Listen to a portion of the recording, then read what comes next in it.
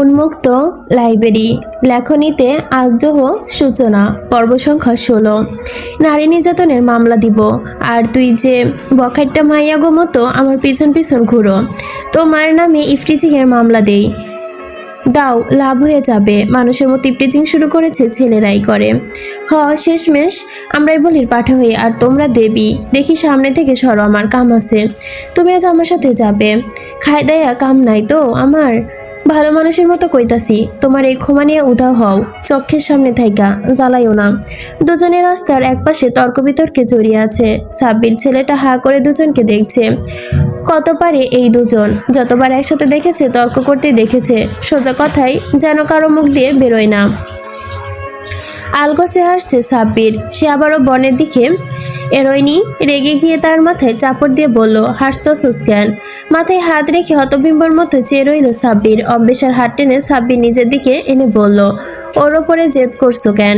সাহস থাকলে আমার ওপর কথা বলার জবাব দাও। বর্ণ বলে ওঠে, তুমি একদিন আমার হাতে চিপা মাইর খাইবা, সেমডি কইয়া দিলাম।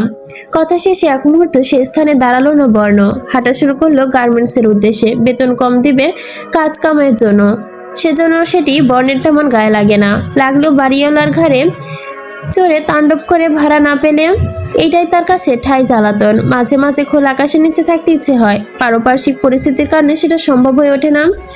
কোনো বিষয়কে তোয়াক্কা না করে বর্ণ এখানে কিছুতেই হলেও আটকে গেছে। মাথায় সাদ থাকুক অন্তত। অম্বেশা বর্ণের চলে যাওয়া দেখে ঘুরে তাকায় কিছু সময় পর সাব্বিরের দিকে। বলল, তোমার ভাইজান কত নিষ্ঠুর দেখলে? ভাই তেমনি আপা, আপনি খালি বাজাবাজি করেন। অম্বেশা মিথ্যা রাগ দেখিয়ে বলল, আমি করি? সাব্বিরের মুখ চিন্তিত হলো। বলল, রাগ করছেন আপা? ভাই বেশি কথা কয়ে মানুষ পছন্দ করে না, আর সে যে বেশি কথা বলে। সাব্বির হাসতে হাসতে বলল, ভাই তো ভাই, ভাইয়ের মতো এই এলাকায় আরেকটা পিস খুঁজে পাইবেন না আপা। অম্বেশা তার কথায় হাসলো। ভুল নেই সাব্বিরের কথায়, যা বলেছে কাটে কাটে সত্য কথা। তার দেখা এক পিসি বর্ণ, যার কোনো চাহিদা নেই, কোনো আশা নেই, আকাঙ্ক্ষা নেই, নিজের দুনিয়ায় মগ্ন এক অদ্ভুত মানুষ। অম্বেশা বলে, আমি তোমার ভাইকে নিয়ে মার্কেটে যেতে চেয়েছিলাম, তোমার জন্য উপহার কিনবো। সে তো ঘাওড়ামি করে চলে গেল, তুমি চলো। সাব্বিরের চোখে চঞ্চলতা দেখে প্রায় অম্বেশা উপহারের কথা শুনে, কিন্তু সেটি দ্রুত গতিতেই দমিয়ে ফেললো সে। বলল, আমার এই উপহার কেন দিবেন আপা? আমার লাগবো না কিছু। কেন লাগবে না? দেখো তোমার মুখ সুন্দর, আর কাপড়ের অবস্থা নাজেহাল। সাব্বির চোখ নুইয়ে জবাব দেয়, আমরা গরিব মানুষ আপা, টাকা কই পাবো ভালো কাপড় কেনার? আব্বা আম্মা মিলা যা কামায় সব ঋণ শোধ করতে করতেই শেষ। অম্বেশা সাব্বিরের কথায় মাথা নাড়ালো। ঠিক সেদিনের মতোই বিষয়টা খুব উপভোগ করেছে সাব্বির। ভালো লাগে তার, মনে হয় কেউ পরম যত্নে তার মাথায় হাত বুলিয়ে দিয়ে গেছে। সাব্বিরের চুল ঝেড়ে দিয়ে আদরে গলায় বলে, বাবা মা দিতে পারে না তো কি হয়েছে? তোমার বোন আছে কিনা, সে দিবে। তার যতদিন ক্ষমতা থাকবে তুমি স্বভাব দা তার কাছে করবে। সাব্বির আশ্চর্য ভঙ্গিতে প্রশ্ন করলো, বোন? বোন। আমাকে আপা বলে ডাকো না? তাহলে আমার সাথে চলো। সাব্বির ছেলেটিকে নিয়ে সে চলে গেল নিউ মার্কেটের একটি দোকানে। এখানে ফুটপাতে ভালো ভালো কাপড় বিক্রি হয়। অম্বেশা প্রায়শই এখান থেকে কেনাকাটা করে। সামর্থ্য কম থাকলেও এক বিশাল সমুদ্রে নেয় অন্তর আম্বেশার মধ্যে, যেখানে আজ মায়ার জল। সাব্বিরের মতো দুটো টি শার্ট, দুটো প্যান্ট আর দুটো জুতো কিনলো। নীলক্ষেতের মোড় থেকে চিকেন রোল কিনে সাব্বিরের হাতে ধরিয়ে বলল, যদি কখনো কিছু প্রয়োজন হয় আমায় বলবে, কেমন? ধন্যবাদ আপা, আপনি আমার লাইগা তেমন কিছু কত কিছু কিনা দিলেন। জানো, আমার বাবা মাকে অনেক অনেক উপদেশ দিতেন, মা একটু কম দিতেন, কিন্তু সে একটা কথা বলতেন, তোমাকেও বলছি শোনো, নিজের মাথার ঘাম পায়ে ফেলে অর্জিত অর্থ কখনো এমন মানুষের ওপর খরচ করবে না যে তোমাকে মূল্য দেয় না। যাদের তুমি ভালোবাসো, যারা তোমাকে ভালোবাসে, তাদের ওপর জান ছিটাতে হলেও ক্ষতি নেই। তার বিনিময়ে তোমার আর্থিক সহায়তা করতে না পারলেও ভালোবেসে যত্ন পুষিয়ে দিবে। হয়তো আমি তোমাকে ওইখানেই নিয়ে নিলাম, আমার তোমাকে খুব ভালো লাগে। সাব্বির কথাগুলো শুনলো মনোযোগ সহকারে। কিছু সময় পর প্রশ্ন করলো, তাহলে কি আপনি বর্ণ ভাইজানটাও ভালোবাসেন? টেহা খরচ কইরা যে ভাইয়ের অপারেশন করাইলেন? পা জড়ায় গিয়ে অম্বেশা যার উদ্দেশ্যে। সাব্বিরের এর প্রশ্নে থমকে দাঁড়ালো, মুখ ফিরিয়ে তাকাতে পারল না আর। সাব্বির আবার প্রশ্ন করলো, কইলেন না পা? অম্বেশা জবাবে বলে, হবে হয়তো, জানি না। সাব্বির থামলো না, বরং বলল, আপনারে বর্ণ ভাইয়ের বিয়া আপনি বর্ণ ভাইরে বিয়া কইরা নিয়েন আপা। আমার ভাইজান অনেক একলা, কেউই কয় না, কেউই নাই তার। আমি কিন্তু বুঝি আপনি অনেক ভালো আপা। বর্ণ ভাই আপনার লগে থাকলে খুব খুশি থাকবো, ভালো থাকবো। ছোট মুখে এত বড় কথা শুনে আরেক দফায় অম্বেশার কদম স্থির হলো। এবার সরাসরি ঘুরে তাকালো সাব্বিরের দিকে, স্তম্ভিত হয়ে চেয়ে রইল কয়েক সেকেন্ড। কথাগুলো অন্তরে বিঁধল গিয়ে, মস্তিষ্কের নিউরনে গিয়ে আঘাত করেছে। দীর্ঘ শ্বাস ফেলে অম্বেশা বলল, চলো, তোমার মা আবার তোমাকে খোঁজ করবে। 1000 টাকা গাইটা আমার কোনো মালটাই ছিঁড়া গেছে একদম। যে টাকা গাইটা রাখছে ওই টাকা দিয়ে আমি নিজের আগাছা ছাঁটাই করি। ম্যানেজারের সামনে এরূপ বাক্য ছুড়ে দিল বর্ণ। হাসপাতালে থাকার কারণে কাজে আসতে পারেনি বলে বেতন থেকে 1000 টাকা কেটে নিয়েছে ম্যানেজার আগে ফুসছে, তেরে আসলো মারতে। বর্ণের গলায় চেপে ধরে বলল, বস্তির থিকা উইঠা আয়া আমার লাগে ঘেউরামি করো? আপনি কোন মহল থেকে আইছেন? বর্ণের গালে চর মারতে চাইলে বর্ণ হাত শক্ত করে চেপে ধরে ধাক্কা দিয়ে পেছনে সরিয়ে দিল। উপস্থিত কয়েকজন থামিয়েছে, বর্ণ কান দিল না সেসবে, কোনো গালিগালাজে। ম্যানেজার বলল, কুত্তার বাচ্চা তুই বাইর হ, তোর আর কাম করা লাগবো না। আপনি ক্যাঠা? এই জায়গার মালিক? আপনি বেতন দেন আমারে? আপনি আরেক গোলাম? মালিক চাইলে ঠ্যাং সাইডটা আসেন, মালিকরে ডাকেন, হ্যারে বাইর করতে কন, হ্যাঁ কইলে চামুকাম দেখা লইস। তোরে আমি যদি কামছাড়া না করছি। বর্ণ হাসলো, ম্যানেজারের কাছে এগিয়ে গেল, কলার ঠিক করতে করতে কানের কাছে ফিসফিস করে বলল, মাঝে মধ্যে যে হিসাব মেলে না, কেললে জ্ঞান মিলে না, আবার টাকাও এদিক ওদিক হয়, সব জানি, বুঝছেন? বুইজা হই না ধরফর কইরেন, পাকনা কাইটা হাতে ধরাই দিমু। বর্ণের জীবনদশা এক অপ্রত্যাশিত বাক্য, অন্তরে লুকানো সিন্ধু যতনে রেখেছে সবকিছু। এই সহজ চেহারায় কোনো অশুভ শক্তির ছায়া চায় না সে। যা হয়েছে তা হয়েছে, হারিয়েছে যা তা হারিয়েছে, তা নিয়ে তার বেদনা নেই। কোনো চাওয়া পাওয়ার কোনো কালেই ছিল না তার। সবকিছু স্বাভাবিকভাবে নেওয়াই তার অদম্য শক্তি হয়ে চলে, নির্ভীক অনুভূতি। প্রতিদিনের ন্যায় জীবন আবারও নিয়ে এসেছে। ভাবুক বর্ণের পানে চেয়ে প্রশ্ন করে, কি ভাবছিস? আবছা স্বরে বর্ণের দিকে থেকে জীবন বলল, আরে বেটা, চাকরি যাইব না, টেনশন করিস না, এমনিতেই মালিকের হাতে ধরা এই ম্যানেজার। আমি চাকরির কথা ভাবতেছি না। তাহলে? আজ মনে হলো জীবনের সাথে তার বর্ণের জীবন ঘটে যাওয়া সকল বিষয়ের একাংশ মিল আছে। বর্ণ 2 হাঁটুর ওপর হাত বেঁধে বলল, একটা মাইয়া আছে বুঝছস, নাম অম্বেশা। আমি আমার বাপের জন্মে এমন ছেড়ি দেখি নাই। মানে কুত্তার মতো পিছে লাগছে, ছাড়ে না বাপ। ভালো টালো বাসে আবার, জানি না, কিন্তু আমার অপারেশন করাইলো, আমার পিছে খাটলো, আমার যত্ন করলো, আবার এসব ভালো লাগতেছে না। আমি চাই আমারেও না চালাক। এমন মানুষ হারাবি, পস্তাবি কিন্তু। ভেবেছিল জীবন অন্য কিছু বলবে আর বর্ণ নির্ভীককে জবাব দিবে, তবে কিছু সময়ের জন্য থেমে গেল বর্ণ। কথার জবাব এত সোজা নয়, দেওয়া এত সহজা মনে হলো না তার। তারপরও মনের সাথে তেসরামো করে জবাব দিল, পস্তাবো না। আয় তোরে একটা আইডিয়া দেই।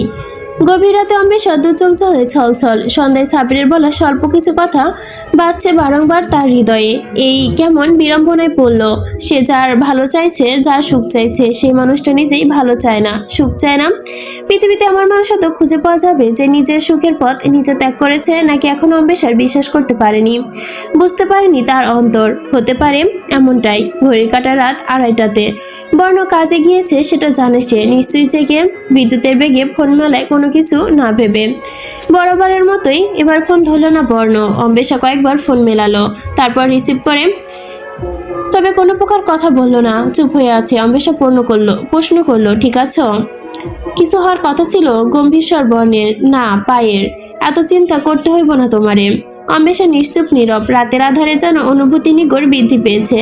চাপা আর্তনাদ জটিল হয়ে ওঠা অম্বেশার প্রশ্ন, তোমার কি মনে হচ্ছে আমি তোমার উপর রাজত্ব করার জন্য তোমার সাথে যাচ্ছি, সঙ্গ চাচ্ছি? রাজত্ব তো করতেইছো। কথার প্রত্যুত্তরে আবারও চুপ অম্বেশা। মনে হলো কোনো প্রকার দ্বৈত মনোভাব রাখেনি অম্বেশা। বর্ণের জন্য তার প্রতিটি পদক্ষেপে সে মনের অন্তঃস্থলে থেকেছে। বুঝতে চায় না বর্ণ এসব কিছু। তুমি যে পথে চলতে চাইছো, এই পথে কাটা ছাড়া কিছুই পাইবা না। আমার দিক থেকে সইরা গিয়া বেশি ভালো থাকবা। নিজের পায়ে নিজে কুড়াল মাইরো না। আমি একটা বস্তির পোলা, বারংবার কইতাছি, আমার কোনো কিছু ঠিক ঠিকানা নাই, আমার কোনো ভবিষ্যৎ নাই। আমার লগে থাকলেও তোমার খালি খালি দিয়েই হইব, ফিরতে কিছু হইব না। সিনেমা না এটা, শেষে গিয়া হ্যাপি এন্ডিং হইব। আমার জীবনের এন্ডিং সুখ দুঃখ দুইটাই থাকবো না। আমি একলা থাকতে চাই রাজার হালে, এই মহল্লায়। বর্ণ বর্ণ লম্বা দম ফেলে জবাব দিল, কি?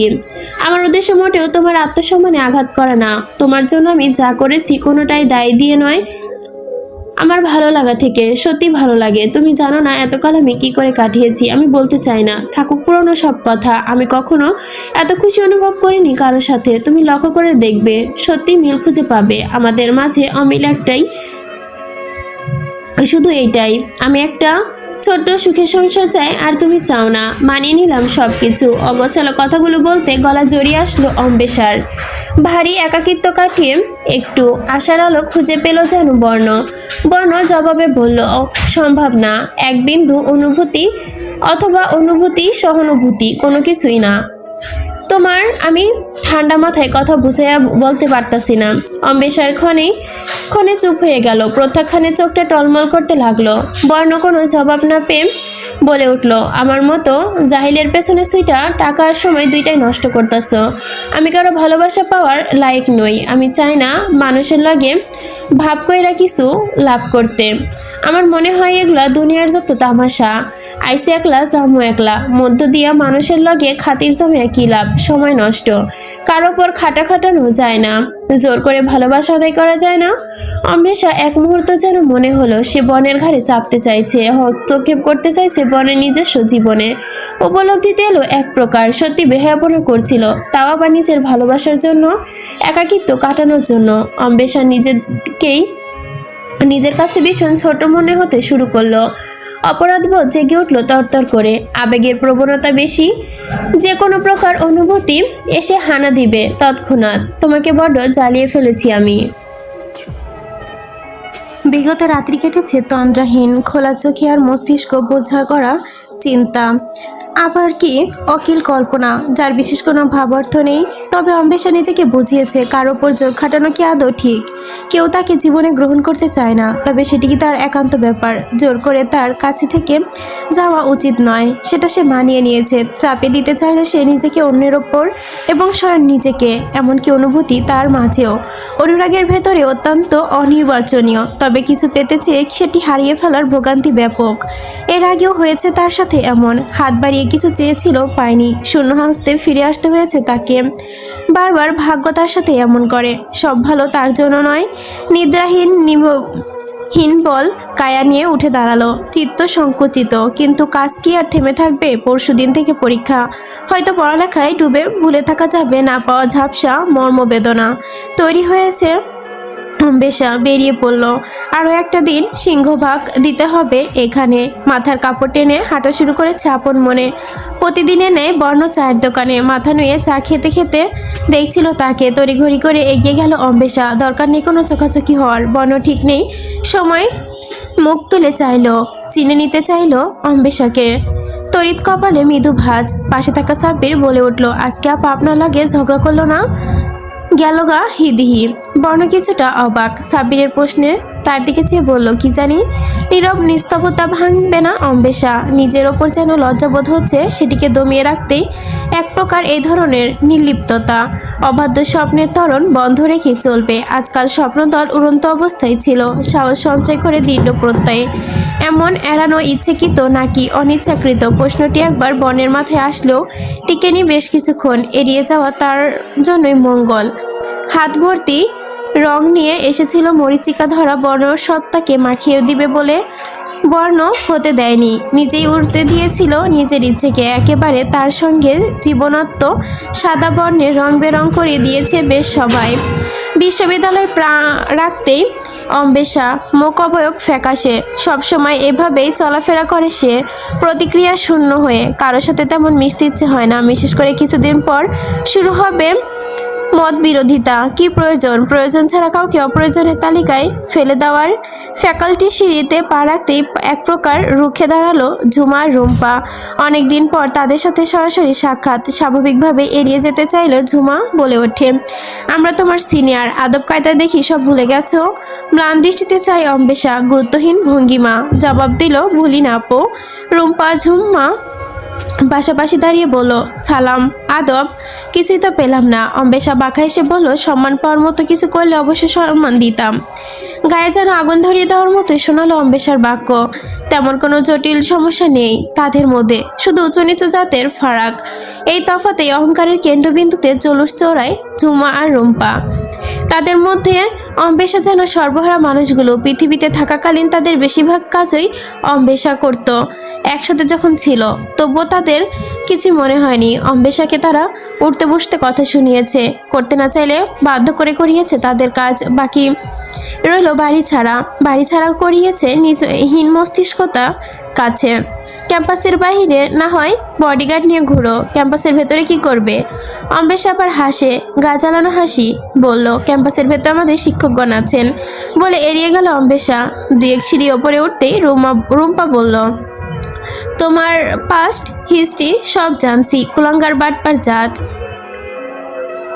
কপটাচারী মেয়ে। এই পরিচয় নিয়ে এত তেজ। অম্বেশার পা যেন কেঁপে উঠল, সাথে তার সর্বাঙ্গ। কিছু মুহূর্তের জন্য টলমল হয়ে পড়ল, দেওয়ালের সাথে রেখে ধাতস্থ করলো নিজেকে। থরথর করে কাঁপতে থাকা শরীর পিছিয়ে এগিয়ে গেল, কষিয়ে চর বসিয়ে দিল রুম্পার গালে। বলে, আমার বাবা নির্দোষ ছিলেন, এটা প্রমাণিত হয়েছে। সব প্রমাণ আছে আমার কাছে। আগামীবার আমার বাবার সম্পর্কে কিছু বলার আগে 100 বার ভাববি। আর কুলাঙ্গার তোরা যারা নিজেদের জীবন নিয়ে খুবই গরিবনা করিস, ওদের পেছনে লেগে না থেকে, ওনের পায়ের সাথে পা লাগিয়ে ঝগড়া না করে নিজে চিন্তা ভাব। দয়া করি আজীবন এভাবে আমার পায়ের নিচেই পড়ে থাক, আমাকে টেনে নামানোর চেষ্টা কর, আমি আরও ওপরে উঠি। সিঁড়ি এবং করিডোর কেঁপে ওঠে অম্বেশার ভয়াবহতায়। চুপ থাকা মেয়েটার এমন রূপ দেখে বিস্মিত অনেকেই। ক্লাসে গেল না অম্বেশা, কান্না পাচ্ছে তাদের সামনে কাঁদলে নীলখাতাকে দুর্বল মনে করে অখ্যায়িত করবে। উন্মুক্ত লাইব্রেরিতে একাকী বসে আছে বর্ণ, এদিকে ওদিকে পাখি ন্যায় ঘাড় ঘুরিয়ে ঘুরিয়ে দেখছে, যেন কোনো অপেক্ষা। বাট ফোনের বোতাম চেপে দেখলো দুপুর 2টা বাজতে অল্প কিছু সময় বাকি। অবাক হলো অনেকটা, সময় তো অনেকখানি পেরিয়ে গেছে। তবুও সবুজ বেঞ্চের পাশে খালি সিটটার দিকে একবার চেয়ে এসে উঠে দাঁড়ালো। চাকরির ঠিক ঠিকানা নেই, টিউশন বাঁচাতে হবে। অসময় বৃষ্টির ভারী বিপত্তিকর। বর্ণকে করেছে। বর্ণের খুব বিরক্ত লাগছে, জানতো না এভাবে পরিবর্তন নয়, দিনের পাশে সিটটা খালি থেকে যাবে। বিকেলের ম্লান আলো বর্ষ পেরিয়ে বনের অন্তরে যেন এক অজানা শূন্যতা এনে দিয়েছে। প্রতিদিন কাটে ঠিক আগের মতোই নীরবতায়। কোথায় থেকে যেন সাব্বির এসে হাজির হলো, হাতে ঘুড়ি। বর্ণের চুপচাপ সরু গলির পানে চেয়ে থাকতে দেখে প্রশ্ন করলো, কি ভাবছেন ভাইজান? বর্ণ সাব্বিরের দিকে এক পা এগোলো, দৃষ্টিপাত করে ঠান্ডা গলায় বলল, অম্বেশাকে দেখছিলি? হ ভাইজান, দেখছিলাম অনেকদিন আগে। দুপুরবেলা বাড়ির দিকে যাইতাছিল, চোখ মুখ ফুইলা গেছিল, কাঁদছিল মনে হয়। আমি জিগাইছিলাম, কোনো উত্তর দেয় নাই, না দিয়াই চোখ মুখ মুছতে মুছতে চলে গেছে। কবে? ওই যেদিন সকালে আপনার লগে ঝগড়া না করে গেল, ওই দিন দুপুরে। অতি ক্ষুদ্র মাত্রায় উদ্বেগে দেখা দিল বর্ণের মাঝে। দুপুরে বাড়ি ফেরার কথা না অম্বেশার, সেদিন লাইব্রেরিতেও দেখা মেলেনি, কোনো ফোনও আসেনি এই অবধি তার তরফ থেকে। ভাবছে বর্ণ বিষয়টা, সময় অতিবাহিত হবে অসম্পূর্ণ। চেহারা ভঙ্গি পাল্টে বলে উঠল বিরক্তিকর সুরে, মাইয়া মানুষের যত সব ঢং, সান্নত্য দিচ্ছে তামাশা করে, রং লাগছে মনে, পীড়িতের রং। সে শব্দটুকু সাব্বিরের কর্ণকুহরে যায়নি। অত্যন্ত ধীরে আওয়াজেই বলেছিল বর্ণ। সাব্বিরের সাথে আলাপের পর থেকে আরও 2 দিন কেটেছে। এই 2 দিন ছিল একেবারে ভিন্ন। এলোমেলো ভাবনায় সমারোহ ছিল সর্বাঙ্গ। তাকে বড্ড ভাবাচ্ছে অনুভূতিহীন বর্ণের এমন পরিবর্তন। তার মনে এক অজানা শঙ্কা, এক অদ্ভুত চিন্তা নিষ্পাপ সত্তাকে খুঁটি হিসেবে খুঁজে বেড়াচ্ছে, যার হেয়ালি চালচলন। এই অভিযোগ খুঁজে পেল না বর্ণর মধ্যে লুকিয়ে থাকা অনুভূতির আভার। তার মধ্যে মায়া আছে, এত জানতো না।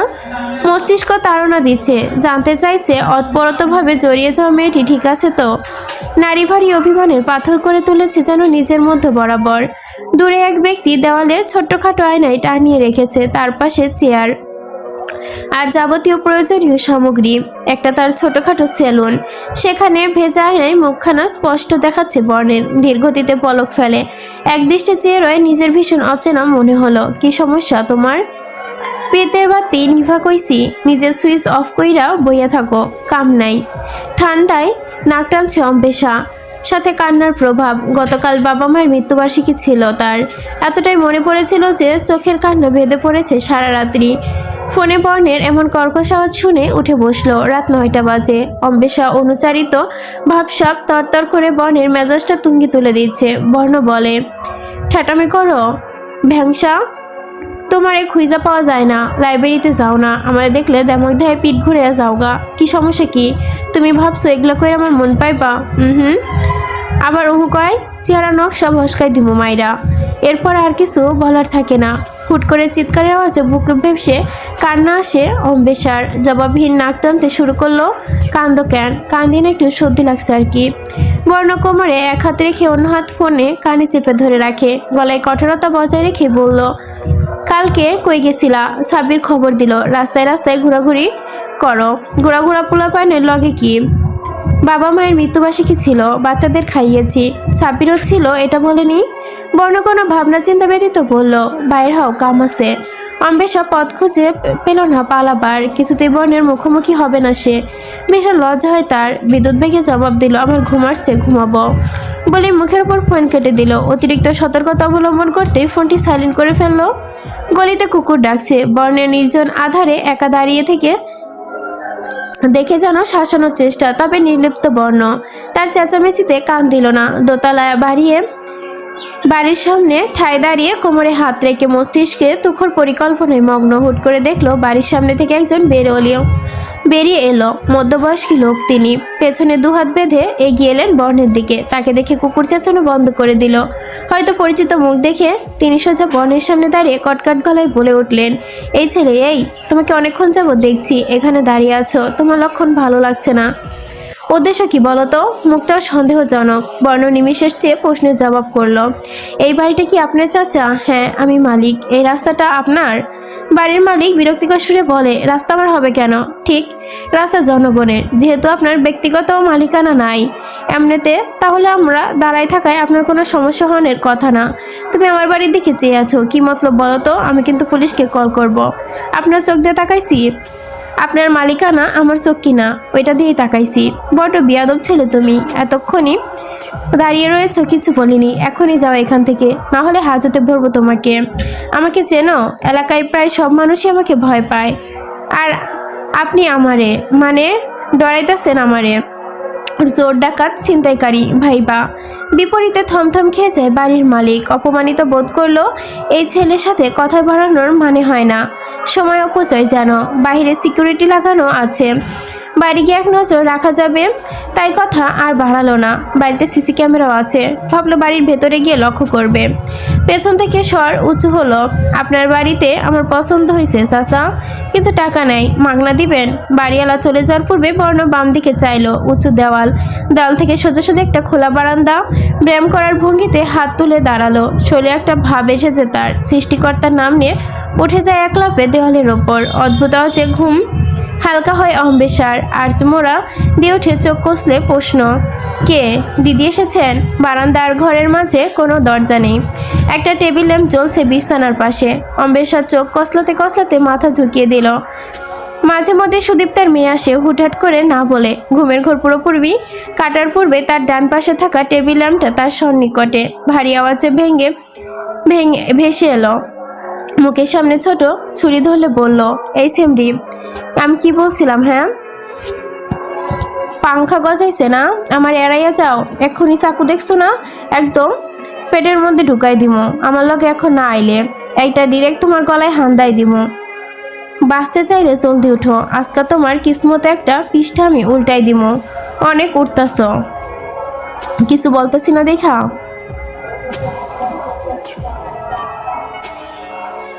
যা করা তাড়াতাড়ি করেন, বাড়িতে গিয়ে ঘুমাবো। রাত প্রায় 11টা। তারপরও পুরান ঢাকার অলিগলি এখনও চলচল করছে। জমজমাট মানুষ আর দোকানিদের মাঝে অম্বেষা নিস্তব্ধ হয়ে বসে আছে, একদম শান্ত। চোখে পলক ফেলতে পারছে না। সাধ্য থাকলে নিষ্পলকভাবে চেয়ে থাকতো পাশে চেয়ারে বর্ণ। 4 জন উপস্থিত এখানে, সাব্বির এবং তার বাবা মা। ঘুম ঘুম চোখে চোখ কসলিয়ে রাখছে বয়স্কজন। রেজিস্টার খাতা খুলে বসেছে। তার পেছনে সবুজ ক্যাটকেটে রঙের দেওয়ালে লাল কালিতে বড় বড় অক্ষরে লেখা কাজী অফিস। কাজী সাহেব ভারী বিরক্ত তার ওপর। বলে বসলেন, বিয়েটা কালকে করা যাইতো না? এই রাতে 11টা বাজে, কে বিয়ে করে? কাজী সাহেবের পাশে থাকা তার ঘর। দরজায় দানবের মতো করাঘাত করতে লোকটিকে তুলেছে। সাক্ষী হিসেবে এনেছে সাব্বির আর তার মা বাবাকে। অম্বেশাকে নিয়ে আসা হলো ভয়ঙ্করভাবে। গলায় ছোট্ট আকারে ছুরি ধরে রুহু কেঁপে উঠেছিল অম্বেশার। সে কিছুক্ষণের আগের কথা। দেনমোহর ধার্য করা হলো 10-20 টাকা। কাজী সাহেব করেন। উনি কি রাজি হবে সেটাই? বর্ণ ফিক করে হেসে ওঠে। ওরে কিছু না দিলেও ও রাজি। উল্টা ওর থেইকা দেনমোহর নেওয়ার কাম। যেই দিকদারি করছে আমারে এতদিন। কাজী সাহেব রেডি করে অম্বেশার দিকে চেয়ে বলে কবুল বলতে। কথাটি কর্ণপাত হয় আবছা, বুঝবার অবস্থায় নেই। মূর্তির মতো বসে বর্ণ আলতা হাতে অম্বেশার মাথায় চাপড় মারে। জলদি কবুল কও, ফাস্ট। অম্বেশা বড় বড় চোখ করে বর্ণের দিকে ফিরে যায়। বিশ্বাস হচ্ছে না ঘটে যাওয়া সব কিছু। কাজী সাহেব খেপে উঠে বললেন, এই তুমি বিয়ের আগে ওর গায়ে হাত তুলছো কেন? আমি তো ভয় পাচ্ছি। বিয়ের পর না জানি কি করো। বেশি কথা কইেন না মোল্লা চাচা, এইটা আমার আর ওর ব্যাপার। আপনি আপনার কাম শুরু করেন। কাজী সাহেব আবারও নিজের কাজে লেগে পড়লেন। বর্ণ এবার ভুরু উঁচু করে তীক্ষ্ণ দৃষ্টিতে চাইল অম্বেশার দিকে। হাতে থাকা ছোট চাকু আঁকড়ে তাক করে ফিসফিস করেই বলল, তোমার পীড়িতের স্বাদ মিটামু আমি, 1 সেকেন্ডে কবুল কইবা। আমি চুপ। কাজী সাহেব বর্ণের 20 টাকার অপেক্ষায় প্রহর গুনতে থাকে। সাক্ষী হিসেবে আসা সাব্বির আর তার মা বাবাকেও অধীর আগ্রহে দাঁড় করিয়ে। সবচেয়ে বেশি খুশি সাব্বির। ছোট চওড়া হাসি নিয়ে অম্বেশা হতভম্ব মুখ পানে চেয়ে। বর্ণের ধমকে কেঁপে উঠে হুট করে। কাজী সাহেব খ্যাক খ্যাক করে উঠলেন, চোখ রাঙিয়ে। এবার থামিয়েছে। অম্বেশা আরও কিছুক্ষণ সময় নিয়ে 3 বার বলে উঠল কবুল। বর্ণের পালায় সে বলতে গিয়ে থমকে গেল। সূক্ষ্ম মরুভূমি নেই ঠোঁটজোড়া ভিজিয়ে নিল নির্লিপ্তভাবে। ঢোক গিলে আর সময় নেয়নি। জানে না এই সিদ্ধান্তের পরিণতি কি, ভাবেনি এখনো। তার পুরুষালী রাশভারী কণ্ঠ ভেদ করে পরপর 3 বার কবুল ধ্বনি উচ্চারিত হয়। অম্বেশার শরীর যেন ভার ছেড়ে দিল পুরোটা। অনুভূতিগুলো বাখিন। সত্যি বিয়ে হয়ে গেল তার। আর বর্ণের বিয়ে হয়ে গিয়েছে। তোপের মুখে ফেলে তাকে এভাবে বিয়ে করা কল্পনাতেও ছিল না তার। হাতের আঙ্গুল ছাপছে। অম্বেশার সাইন করলো। বর্ণ নিজের দিকে টেনে নেয় কলম। দ্রুত হাতে সাইন করা। লম্বা একটি নিঃশ্বাস ফেললো। পিঠ এলিয়ে দিল পেছনে। সময় পেরোলো কিছু। বেরিয়ে আসলো বর্ণ অম্বেশার সাথে সাব্বির ও তার মা বাবা। তারা তেমন কোনো কথা না বলেও তাদের দুজনের মাঝে রেখে গেলেন সব কিছু। অনেক সময় পর মুখ খুলল অম্বেশা। টলমল চোখে জোড়ায় প্রশ্ন। মুখ ফুলে জিজ্ঞেস করে ফেলল বেখিয়ালি বর্ণকে, কেন করলে? বরাবরের মতোই গুরুত্বহীন মুখভঙ্গি, অবিচল জবাব দৃষ্টি। জবাব তবে ভারী গলায় আসে। দয়ার বদলে দয়া।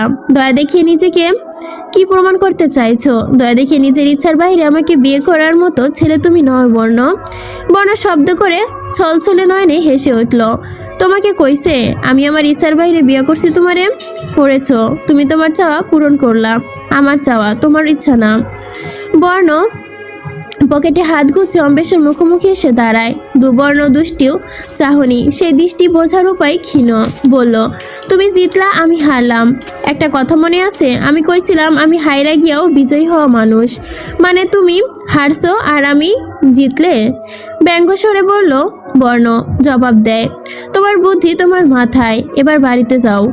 বলে অম্বেশাকে বাহুতে মৃদু ধাক্কা দিয়ে তাকে গলির দিকে এগিয়ে দিল। অম্বেশার মাথা খেলেনি বিষয়টি। বিয়ে হলে মানুষ তার স্বামীর সাথে যায়, তো বর্ণ তাকে ধাক্কা দিয়ে বাড়ির দিকে পাঠাচ্ছে কেন? অবোধ মস্তিষ্ক কয়েক সেকেন্ড সামলে যায়। সে প্রস্তুত না বনের সাথে থাকার জন্য। হয়তো বনের ক্ষেত্রে একই। এবার ফিরে তাকায় বনের দিকে। অপরিচিত থেকে স্বামী হওয়ার পরটা অদ্ভুত ছিল। মাথা নামিয়ে চলে গেল। বর্ণ দাঁড়িয়ে আছে। অম্বেশা গেটের দ্বারে পৌঁছে আবারও ফিরে চাইল। এখনো সেখানে পকেটে হাত গুছে উপস্থিত লোকটি। পরপর চলে গেল নিজের ঘরে। বর্ণ দম ফেলে। আকস্মিক গল্পটা যেন অন্যদিকে মোড় নিয়েছে। আকস্মিক গল্পের বল প্রয়োগে ঘুষি মারল দেওয়ালে। চিত্ত বর্ণহীন অনুভূতি যেন এক বিষগ্ন রাগিনী বাজিয়ে চলেছে। কালো সুতার মোড়কে হৃৎপিণ্ডটা কাঁপছে। অম্বেশার সাথে বিয়ে করে এক নতুন অধ্যায়ের সূচনা করেছে বটে, কিন্তু অনিশ্চয়তার আধার যেন প্রতিক্ষণে পদক্ষেপ ঘিরে ফেলেছে। চিত্তের কোণে প্রশ্ন বুদবুদ করছে, কি হবে এরপর? কোন ধারায় ভেবে যাবে জীবনের প্রত্যেকটা দিন? আলো ছয়ায় মন দোল খাচ্ছে। বিয়ের আনুষ্ঠানিকতা সম্পন্ন হলেও অজানা ভবিষ্যতের দ্বারে যেন ভাবছে অম্বেশা কি সত্যি তার জীবন জীবনের সমাধান হবে, নাকি আরো নতুন জটিলতা সৃষ্টি হবে? এই অনিশ্চিত পথে বিরাগ অনুভূতি যেন প্রতিধ্বনি তুলছে বারংবার। হয়তো উত্তর খুঁজতে হবে সময়ের হাত ধরে। নিঃশব্দে ছাদের রেলিং ঘেঁষে বসে বর্ণ, পায়ে নেই কোনো জুতো, একটু হাঁটু উঁচু করে ভাঁজ করে রেখেছে সেখানে হাত রেখেই। অন্যদিকে জমিনে সোজাসুজিভাবে রাখা আকাশ পানে তুলে রয় মুখ। একের পর এক সিগারেট শেষ করছে, নিজের টাকায় কিনেছে একেবারে। আজ সেই ভর এই মস্তিষ্কে, সেই সামান্য কমানোর আশায় রং বদলায় তার দৃষ্টি। বাতাসে মিশে সেই বর্ণের অশান্ত অনুভবেরা, বক্ষ গহ্বরে নাম না জানা ঝড়। জীবনের মেলায় যেন হারিয়ে যায় গানের সুর। যেভাবে কেবল নিস্তবতা, এই নিস্তবতার ভাগিদার জুটলো আজ। কি করলাম, কেন করলাম? ফটোফটো সোজা হয়ে যায় বর্ণ। কেমন যেন ছটফট অনুভূতি হলো তার মাঝে। পাগল পাগল লাগতে শুরু করেছে নিজের। চুল খামচে ধরলো, দ্রুত গতিতে শ্বাস প্রশ্বাস ফেলতে লাগলো। মুখ খামচে নিজের মতো অবস্থানরত অজানা দুর্বলকে জয় করতে পেয়ে ফটাফট সোজা হয়ে যায় বর্ণ। কি করলাম, কেন করলাম? এই অনুভূতির মানে কি? পাগল পাগল লাগছে তার। নিজেই নিজেকে নিষ্পাপ সুরে পড়ে। এরপর কি? ভাবলাম না, চিন্তা করলাম না, কি করব? সংসার এক একই সব বদলে যায়। অনুভূতির রং, হাসির ছন্দ। নিজের মনে রয়ে যায় একটি প্রশ্ন, এই পরিবর্তনের সংজ্ঞা কি? শূন্যতা নাকি পূর্ণতা, নাকি বিবেচনা? একের পর এক সিদ্ধান্ত নিয়েছে। আমার অন্তর যেন পোড়ায়, কয়লা হয়ে গেল। কে জানে কি এই ওজনের? বিভোর বর্ণ। এভাবে রাত কাটে ছাদে। বুক ধরফর করছে। জনির চোখ পড়েছিল অম্বেষার ওপর। কানাকানি হয়েছে, বিয়ে করতে চায় তাকে। ঠিক তখনই মগজে উল্টাপাল্টা ধারণা দেওয়া শুরু করেছে। চিন্তা চেতনা এলোমেলো সঞ্চারণ। কি থেকে কি করবে বুঝতে পারছিল না বর্ণ। উদ্গ্রীব হয়ে উন্মাদের মতো বিয়ে করে নিল নিজেই। ভবিষ্যতের কি সম্পর্ক হবে? ভাঙা দুটো কাঠের টুকরো জোড়া লাগবে কখনো? বর্ণের চোখ গেল সেখানে। আপনা আপনি হতজোড়া এগিয়ে ভগ্ন দুজোড়া কাঠকে একত্রিত করে। ভাঙা দাগ রয়ে গেছে, তবে একত্রিত।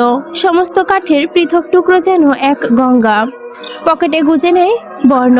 কিছু ভঙ্গুর, তবে সম্পূর্ণ কাঠের টুকরো। দেহ ছেড়ে দিয়ে ময়লা সম্পূর্ণ ছাদে ওঠানামা করছে বুক। নেত্রযুগল ক্ষুদ্রতায়র দর্শন দেয় নিশক কালো আধারে। ভোরের আলো থেকে গোধূলি রাঙা আকাশ। জীবনের কাহিনীগুলো নানান রঙের পরশ নিতে চায়। সাদা পাতার আঁকা কালি, দিগন্তের হল রঙিন। এই জগতে চলমান পথিক, অজানা যাত্রা, অজানা পথে চলিতেছে পরিচয়হীন বর্ণের সাথে। অবশেষে এই পরিচয়ে যোগ হয়েছে মাত্রা। সুপ্ত ভালোবাসার স্রোতে ভাষা এক নির্চিত্ত। একটা নীরব সন্ধ্যায় কলিম ছিল নির্লিপ্ত। কি থেকে কি হয়ে গেল? সময়ের সাথে মিলিয়ে গেল সব পরিকল্পনা। জীবনের প্রতিটি পর্বের শুরু বড্ডই নাটকীয়। এই পৃথিবীর রঙ্গমঞ্চে প্রতিটি চরিত্রেই অভিনেতা। অম্বেষাও ঠিক একই প্রশ্ন, এরপর কি হবে? এত রাত কোথায় গিয়েছিলে বিয়ে করতে? সুদীপ্তা চমকে ওঠে। অম্বেষা বলে হবলার মতো প্রশ্নের জবাব দিয়েছে। তবে এই জবাবের জন্য সুদীপ্তা মোটেও প্রস্তুত ছিল না। এগিয়ে এসে পাশে বসে অম্বেষার মুখে চোখে বলিয়ে বলে, মানে? অম্বেষা মুখ তুলে চায়। সুদীপ্তার মুখ বিমর্ষ খাওয়ার মতো। কি বলবে বুঝতে পারছে না। এই প্রশ্নকে বুঝিয়ে বলার মতো নয়, এক বাক্যে শেষ করার মতো নয়। নিজেকেও এখন পর্যন্ত মস্তিষ্কে ধারণা করতে পারছে না সংকঠিন শব্দের ভাণ্ডারগুলো। দিদি, আমি ঘুমাই। এখন কিছুই বুঝিয়ে বলার মতো অবস্থায় নেই আমি। তবে আপনি নিশ্চিত থাকুন, নতুন জীবনের শুরু হয়েছে আমার। শীতের আগমনী ছুঁয়েছে নগর পথ। হিমেল হাওয়ায় দুলছে সব, মিশে গেছে ধুলোবালির রথ। কুয়াশার চাদরে ঢাকতে শুরু করেছে ইতিহাস। ক্লান্ত দুপুরের শেষ ভাগে ঢাকা বিশ্ববিদ্যালয় এলাকার চায়ের দোকানে ধোঁয়া উঠছে। সুরময় হাতে শুরু হয়েছে নতুন কলরব। কিলবোর্ডের আলো ঝলমলে সন্ধ্যার শহরবাতি। বেঞ্চি খসখসে আওয়াজে 20 টাকার একটি পুরাতন নোট অম্বেষাকের দিকে এগিয়ে দিল বর্ণ। আশেপাশের মানুষ, কণ্ঠধ্বনি, রিকশার হর্ন, ক্রিং ক্রিং বেলের আওয়াজ। বনের মাঝে শুনশান নীরবতা। অবিরাম তোলপাড় চলছে উভয় চিত্তে। আজ বর্ণ নীরব, উন্মুক্ত লাইব্রেরির সেই চিরচেনা সবুজ বেঞ্চিতেই বসে। বর্ণ দেখতে তার ভেতরে দুর্বোধ্য ব্যাকুলতা কাজ করছে। মন স্থির করতে করতে সে স্বাভাবিক হতে চাইল। ধীর স্থিরভাবে প্রশ্ন করলো, আজ বর্ণের কোনো বিবর্ণ? এরূপ মোলায়েম মৃদু গুঞ্জন কর্ণপাত হতেই বর্ণ নড়ে চড়ে উঠে। বিবর্ধ হলো যেন নয়, না হয় গত রাতে থেকে বিভর্ত কল্পনা বাসা বেঁধেছে মগজে। বর্ণ তার প্রশ্নে উপেক্ষা করে গেল, ঘাড় পাশে দুলিয়ে বলে, তোমায় দেনমোহর আমি 20 টাকা ধরিয়েছি জানো? নীরব হাসি অম্বেষা বলে, জানার মতো পরিস্থিতি বিয়ে করেছিলে, গলায় ছুরি ধরে বিয়ে করেছ। আমি জীবনের সংখ্যায় ছিলাম, আবার দেনমোহর। বর্ণ তেরসা চোখে তাকায়, বোঝার চেষ্টা করলো মগজ ধরছে নাকি সিরিয়াস। আজ তার মেজাজ গম্ভীর, বলল, টাকা দিছি দেখছো? বেঞ্চিতে রাখা টাকার দিকে চাইলো অম্বেষা, ইচ্ছাকৃত ঘাট তেরামি করলো। নিল না টাকাটা, বলল, যেদিন নিজের ঘরে নিবে সেই দিন নিব, আর আমি স্বল্প দেনমোহরে রাজি না। তোমার ভরসা করা চায় না, কবে যেন কোথায় ফেলে চলে যাও আমায়। তোমাকে আমার আর ভালো লাগছে না সেমরি, চলে যাও, রিস্ক নিব না একদম। দুহাত বেঞ্চিতে ছড়িয়ে পায়ের ওপর পা তুলে জবাব দিল, ভালো তো এখনো লাগে না। আর ঘর? আমার কোনো ঘর নাই। অম্বেষা চকিতে প্রশ্ন করলো, তাহলে এই বিয়ে কি এসব? তুমি কি আমার সাথে মজা করছো? বর্ণ অম্বেষার দিকে তাকিয়ে প্রশ্ন করলো, অস্থির হইতেছো কেন সেরি? মায়া মানুষের এত বেশি বুঝার স্বভাব আমার বিস্মত লাগে। আমি জানি আমি কি করছি, আর আমি এটাও জানি আমি সামনে কি করব। কি করবে? বিপন্ন কণ্ঠের জবাবে বলে অম্বেষা, আমি কি করব ওইটা তোমার ছোট খুপড়ির মতো ঘিলুতে ঢুকবো না, কিন্তু তুমি কি করবা আমি তোমায় জানাই দিতাছি। কেউ তোমারে জিগাইলে কি কইবা? অম্বেষা প্রশ্ন করে, কি বলবো? কইবা তুমি বিবাহিত, বিশেষ করে মহল্লার কেউ জিগাইলে। অম্বেষা দৃষ্টি নামায়, সেটা আর বলতে। সে বিবাহিত, এটা তার মস্তিষ্কে ক্ষণে ক্ষণে স্মৃতিচারণ করে রোমাঞ্চকর ভাবে। বাখিন তাকিয়ে অম্বেষা বর্ণ ঘাড় বাঁকিয়ে কপাল কুঁচকে তাকায়, আদেশ করার ভঙ্গিতে বলল, কানে কথা ঢুকেছে? অম্বেষা দুষ্টি তুলে বলে, ঠেট দিচ্ছ? আর কিসের ভিত্তিতেই বা করব? যে আমাকে বিয়ে করে ধাক্কা দিয়ে বাড়ি পাঠিয়ে দিয়েছে তার কথা আমি কেন শুনবো? এটা কোনো বিয়ে হলো? কত শখ তোমার? অনেক। আসল কথা কও, বিয়া কইরা নিয়া খোট গোছাইছে নাকি? আমার লগে থাকতে চাও? আমার কাছে ঘষাঘষি করতে চাও? বন্দি এক ঘরে এক বিছানায়? নিচ থেকে হুট করে ইট তুলে নিল অম্বেষা, মারবে বলে ভয় দেখিয়ে বলল, একদম চোপা উড়িয়ে মারবো আজে বাজে নোংরা কথা বললে। রাগে রাগে কাটাকাটি করলো বর্ণ। অম্বেষা হুট করে রেগে যাওয়ায় সেও চাপা ক্ষুদ্র স্বরে বলে এগিয়ে, কলিজায় বড় হয়ে গেছে, টান দিয়া বাইর কইরা ফেলমো। অম্বেষাও যেন নির্ভীক অগ্নিদৃষ্টিতে চক্ষু মেলে চাইল, তোমার এসব থেডি আমি ভয় পাই না, আর নিবও যা, তোমার দেনমোহরের টাকা নিয়ে যাও, সিগারেট কিনে খাবে। গভীর নিঃশ্বাস ত্যাগ করে নিজের প্রশস্ত করলো বর্ণ। মেজাজ খারাপ করতে ইচ্ছে হচ্ছে না তার, অদ্ভুত ইচ্ছে হচ্ছে কোথাও কোনো কোলাহল একাকি বসে থাকতে, থ মেরে। কেউ কোনো কথা বলবে না, প্রশ্ন করবে না, সেভাবেই অযথা ভাবনা। তোমার মুখ দেখে মনে হচ্ছে তুমি বিয়ে করে বিষগ্ন। কই, কে যেন বলেছিল সে খারাপের মাঝে ভালো থাকতে জানে, হেরে গিয়েও জিতে যায়। বেটা মানুষের মেলে থাকবা, আমি বেচেলার থাকি, আমার লগে আর 3টা জুয়াখোর পোলা থাকে, অগমধ্যে তোমার রাখবো? হ্যাঁ, বালের আবেগি পেশাল পারলে হয় না। আমারে 1 তারিখ থিকা গার্মেন্টসে যাইতে না করতাছে, কাম নাই কাজ নাই, সকাল দুপুর রাইতে কি গিলবা? আমারে গিলবা? বলে অম্বেষার ব্যাগটা ছো মেরে নিয়ে নিল বর্ণ। ব্যাগের চেন খুলে 20 টাকা রেখে আবারও ব্যাগটা অল্প বেগ প্রয়োগ করে ছুড়ে দিল অম্বেষার দিকে, বলে, এমনি আমার মাথাটা খাইছো, কোন জন্মের পাপ হইতেছি আল্লাহ জানে। অম্বেষা কিছুটা এগিয়ে এসে বসলো, বোকা চোখে বর্ণের দিকে দেখলো, সেটি তাদের মধ্যে দূরত্ব। নরম কণ্ঠে বোঝানোর ভঙ্গিতে অম্বেষা বলল, দুজনের খাওয়া দাওয়া আর কতই বা খরচ যায়, ম্যানেজ করে নিব, তুমি ততদিন আরেকটা কাজ খুঁজে নিবে। ভালোই হয়েছে, সারা রাত জেগে কাজ করে এমনিতেও ঠিক না। আর বাড়ি, তুমি অন্য এক ঘর দেখো, আশপাশে না হয় আমি যেখানে থাকি। অম্বেষার কথা সম্পূর্ণ না হতে দিয়েই বর্ণ বলে ওঠে, না আমি ওইদিকে থাকবো না। আর তোমার এত তাড়া কিসের? হ্যাঁ, ধৈর্য ধরতে পারো না? বনের মুখে ভেসে বেড়াচ্ছে অনেক চিন্তার গল্প, স্বীকার করতে চাচ্ছে না, সংযত রেখেছে নিজেকে। দুর্ভাগ্যতায় জর্জরিত মুখবয় দৃষ্টিগোচর অম্বেষার। ব্যাগ থেকে ঠান্ডা পানির বোতল বের করে এগিয়ে দিল তা বর্ণের দিকে। অন্যদিকে চেয়ে থেকে নীলতা গটগট করে গিলে শেষ করলো বোতলে মুচড়ে এক হাতে। অম্বেষা হিস পবনে নিয়ে শীতল করে বলে বসে, আমার এই সাদামাটা মুখের সংসার চাই বর্ণ, যেখানে কি তোমার কি আমার সবই আমাদের, আমার তোমার বলতে কিছু থাকবে না।